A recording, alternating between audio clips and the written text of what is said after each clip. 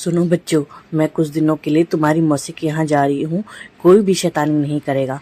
हाँ राजू, तुम तो बिल्कुल भी मत करना और अपनी दोनों बहनों का ख्याल रखना। ये सारी बातें मेघा सुन रही थी। मेघा उसकी बड़ी बहन थी। राजू और निक्की उनकी छोटी बहन थी। राजू और निक्की दिन भर खेल रहे थे। वहीं पे मेघा उनको समझा रही थी कि अरे तुम दोनों कितना खेलते हो, जल्दी चलो अंदर। और देखो, आज देखो बादल भी आ रहे हैं। लेकिन वो दोनों कहाँ सुनने को राजी थे। दोनों एक दूसरे के पीछे भागते, कभी लड़ाई करते और कभी खेलते रहते। और मेघा वहां उनको समझाती रहती। रात हो गई। अचानक से बहुत तेज बारिश हो गई। अरे दीदी, माँ अभी तक नहीं आई, कब आएंगी माँ? माँ ने कुछ बताया? नहीं निक्की, माँ ने तो कुछ नहीं कहा। माँ ने कहा था कि मैं जल्दी आ जाऊंगी।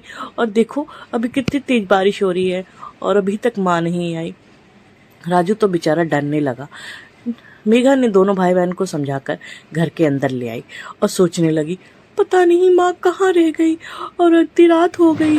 आज तो तूफान भी आ गया है, समझ नहीं आ रहा क्या करूं। तभी गेट पे किसी के खटखटाने की आवाज आई। मेघा एकदम से चौंक गई। अरे इतनी रात को कौन आया?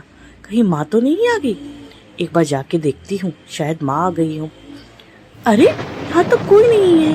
ये बारिश हो रही है और गेट खटखटा रहा है। कौन है यहाँ पे? तो कोई नहीं है। ये सोचकर मेघा ने सोचा कि यहाँ तो कोई नहीं है, गेट किसने खटखटाया। अगले दिन सुबह की माँ आ गई। दोनों बच्चों ने तेज तेज आवाज में बोलने लगा, माँ कल रात से ही मेघा दीदी घर में नहीं है, पता नहीं कहाँ गई। हमने सुबह में पूरा घर छान मारा, यहाँ तक कि पास आस पड़ोस पे भी पूछ के आए, कुएं पे भी गए, कहीं नहीं मिली। ये क्या कह रहे हो तुम बच्चों? ये सुनते ही मेघा की माँ अपने पति के साथ और एक तांत्रिक के साथ और कुछ गांव वालों के साथ पूरे जगह मेघा को ढूंढने चली गई। उन्होंने पूरा गांव छान मारा, लेकिन उनको मेघा कहीं नहीं मिली। तांत्रिक ने कहा कि मुझे लगता है ये कुछ अलग ही बात है। कुछ ही देर में वो जंगल पहुंच गए और जंगल में देखा मेघा वहां बेहोश पड़ी है।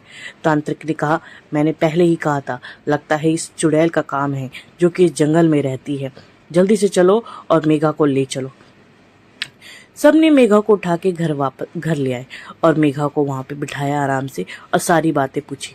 तब मेघा ने बताया, माँ कल रात में बहुत अजीब घटना हुई। तो सबने पूछा, अरे ऐसा क्या हो गया? तांत्रिक ने कहा, तुम पूरी बात खुल के बताओ। मेघा के पिताजी ने भी कहा, बताओ बेटा क्या हुआ? किसी ने गेट खटखटाया और उसने मुझसे कहा कि मुझे थोड़ी चाय दे दो, चाय दे दो। और वो एक चुड़ैल थी।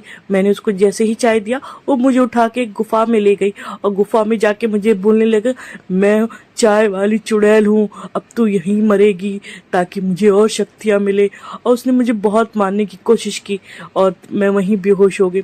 उसके बाद वो गुफा में चली गई, लेकिन तब तक आप लोग आ गए मुझे बचाने।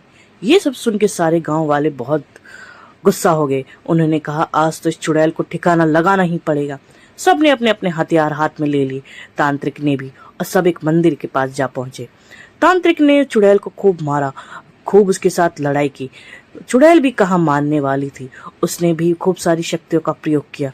तांत्रिक ने कुछ मंत्रों का प्रयोग किया। मेघा के माँ बाप वहां पे देख रहे थे और मंदिर में थे। वो लोग अपनी पूजा पाठ कर रहे थे। बहुत देर तक लड़ाई करने के बाद तांत्रिक ने चुड़ैल को वहीं मार गिराया।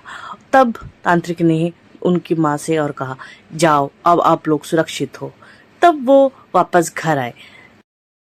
मेघा ने कल रात की घटना दोनों भाई बहनों को सुनाई और उनसे कहा कि आप प्लीज इस चैनल को सब्सक्राइब जरूर कीजिए और लाइक भी कीजिए, शेयर भी कीजिए, ताकि आप लोगों को ऐसी कहानी जरूर सुनने को मिले।